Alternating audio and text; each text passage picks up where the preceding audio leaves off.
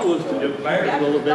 Barely. I just eat less of it. Well, tell him to be quiet.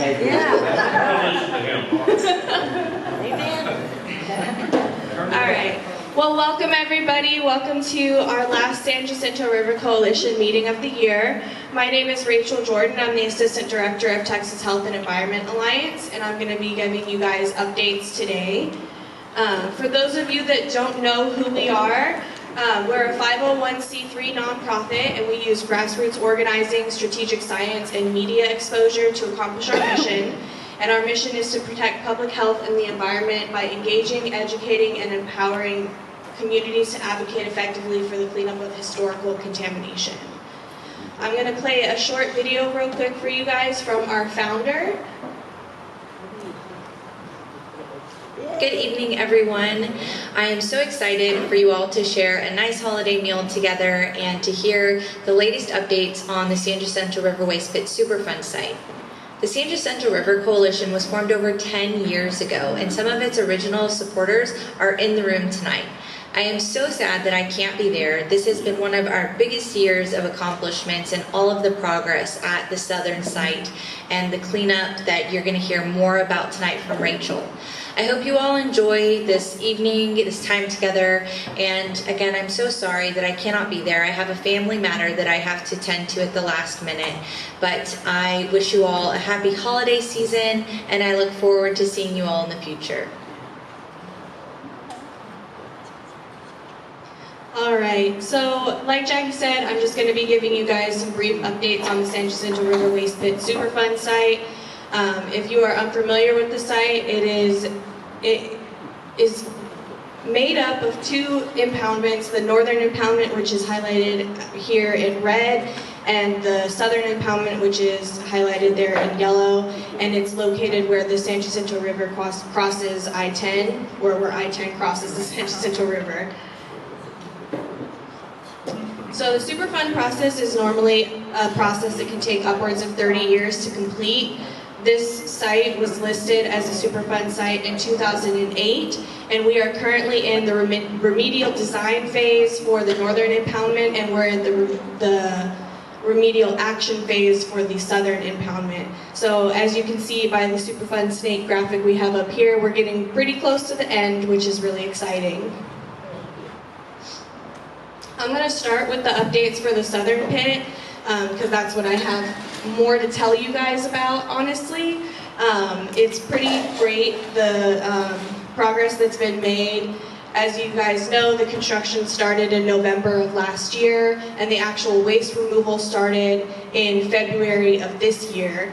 And as of the most recent update that we've gotten from the EPA, they have removed approximately 90% of the waste from the southern impoundment. That's over 8,000 truckloads, and they've been hauling over 115,000 cubic yards of waste.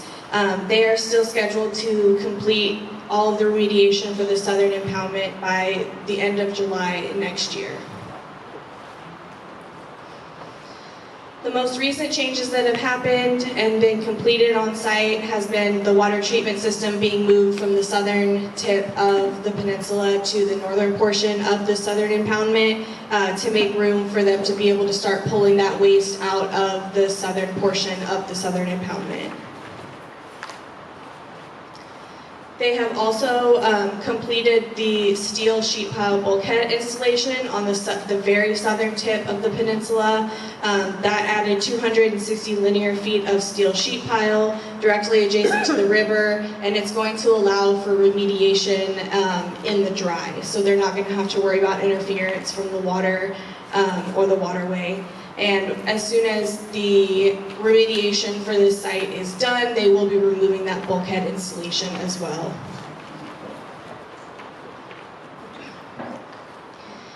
And we are still in hurricane season through the end of the month, and so they are still implementing their hurricane preparedness measures to make sure that it is still safe to be removing the waste during hurricane season.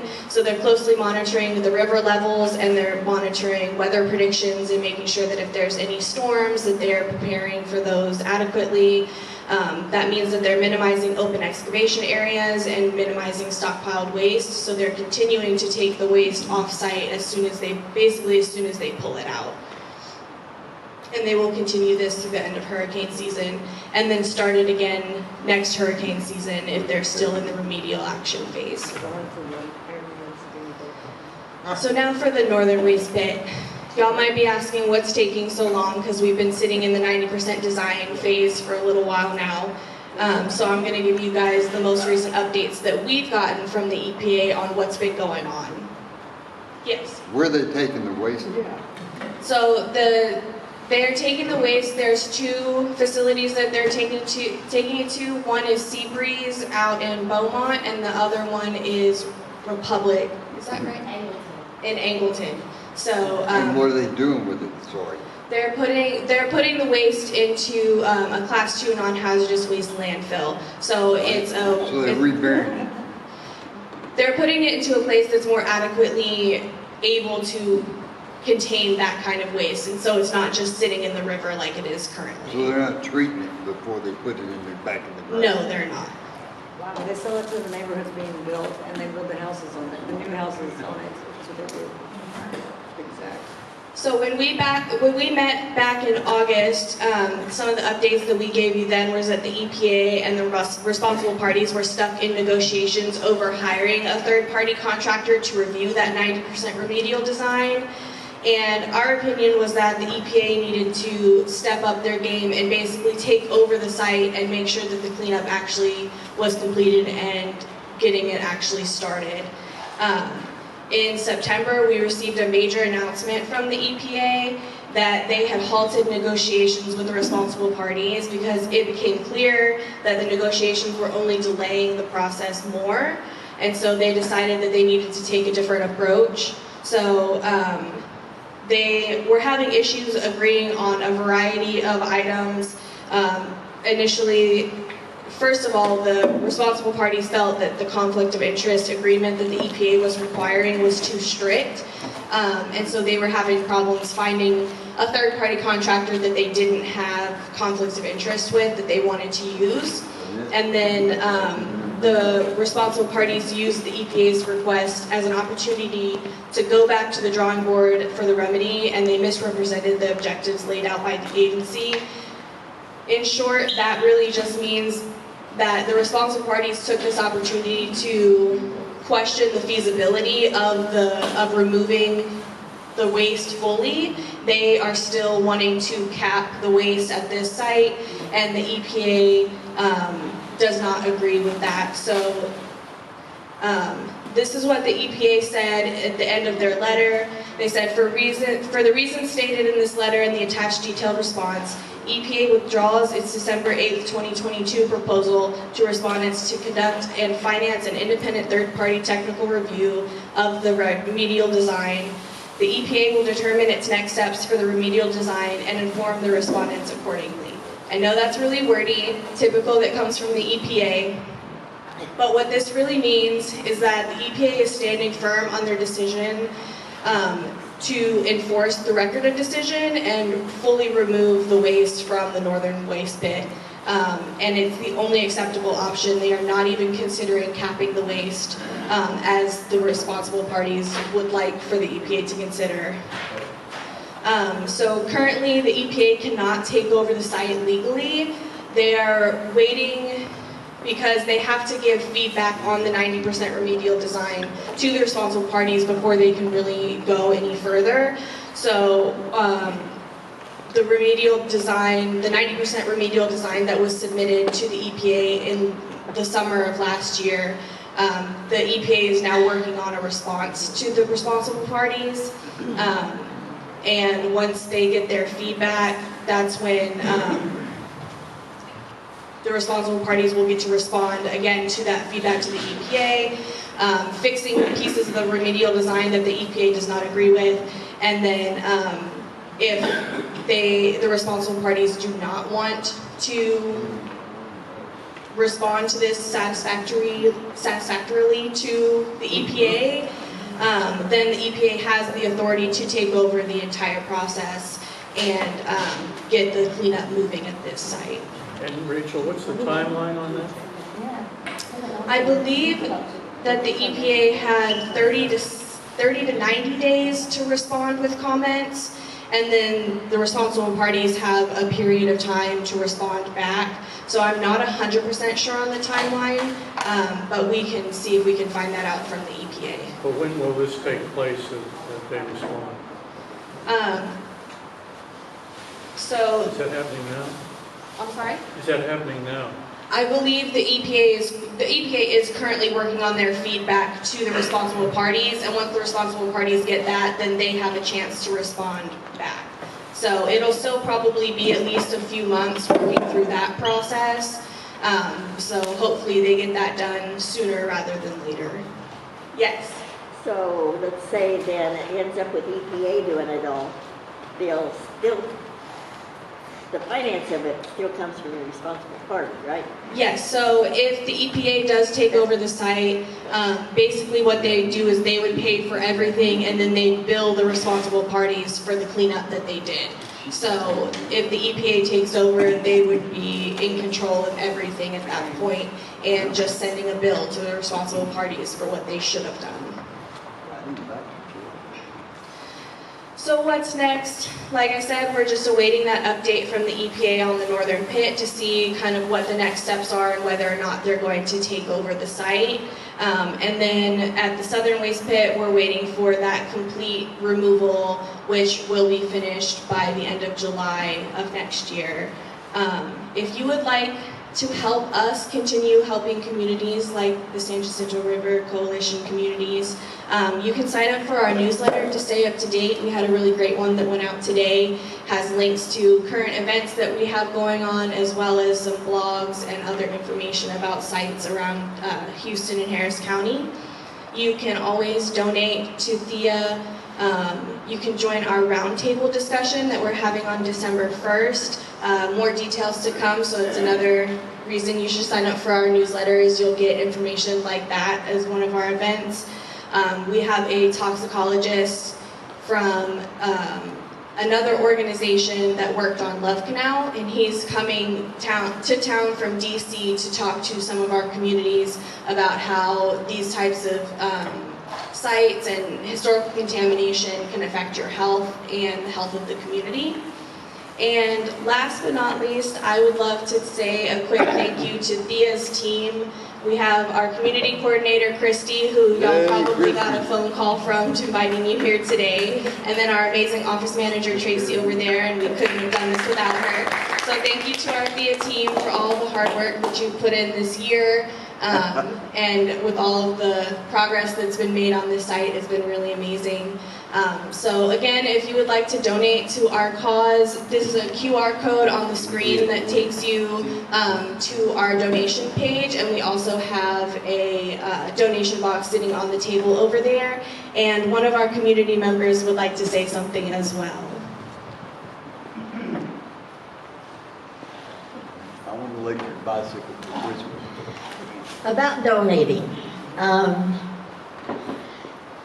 There's quite a few people I have come across that do not realize that if you have your return monies in, what do you call that? Anyway, like in Fidelity or, you know, that kind of thing. And then you get to be a certain age and then you're required to take out a certain amount of money. Is anybody understanding what I'm saying on that? I do. Okay. Then what a lot of people don't realize is that, okay, good, I'm getting a whole bunch of money, but then you have to pay taxes on that money. No, that's right. And, but you don't. If you donate that money to all kinds of organizations. I have donated my money to about 5 different organizations, taking out from my required distribution, thank you. And I split it up the way I want it. I let them know where it's going. They send me the check so I could put a letter with it or something when I send it to the organization. No, I don't get to keep that money, but I certainly feel good about being able to donate to places and things like FIA to be able to help them out. And right now is exciting because you want to do that right now, before the end of the year, I think. Well, you have to if you did it out of your required, but any donation, $5 or whatever you donate is going to be matched dollar by dollar. So if you get $5,000, they can match it $5,000, and then so there's $10,000 right there. You give $1, it'll be matched as $2. So whatever you give, think about it, and also try to remember about your required minimum distribution that you have to take every year, because I'm old. Thank you, Sarah. Carolyn, would you like to say something? I just have a quick question. Yeah. Back to the EPA taking over the project and billing the responsible parties. So we will be burdened with the expense of service. Is there going to be when the responsible parties pay back the money, are we going to be informed about that so that we'll know that they lived up to their obligations, or, because they could drag their feet forever and, we would still be burdened with it. That's a really good point. I'm not sure, but I think that that's something that we could ask of the EPA to inform us when they do meet their obligation. So I'm sure that's something that we could ask for confirmation of. I'm not sure if they do it automatically or not, though. I've actually never seen it happen. So, but I feel like it's something that we should be able to ask for as a community.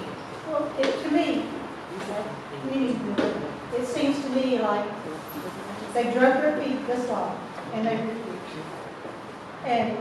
their legal team, lawyers, know that if they got long enough, that there was a big possibility that EPA would take over and pay for it.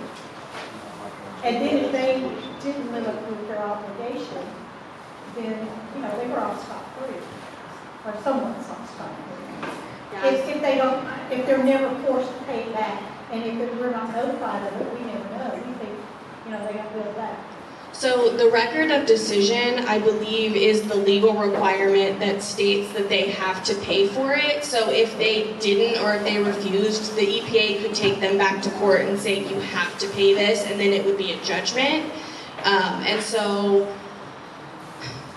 then if they file bankruptcy or something, I'm just... Yeah, no, those are definitely very relevant concerns. I wish I had better answers for you. I honestly don't know how that would go, but it's definitely something that we could find out and ask and figure out what the steps would be in that case. Are there any other questions? Awesome. Well, I will let you guys get back to enjoying your food. If you'd like to get more, there is plenty. If you'd like to take some home to go, we have boxes as well for that. Thank you guys again so much for coming out to support us tonight, and I hope you guys have a wonderful holiday season.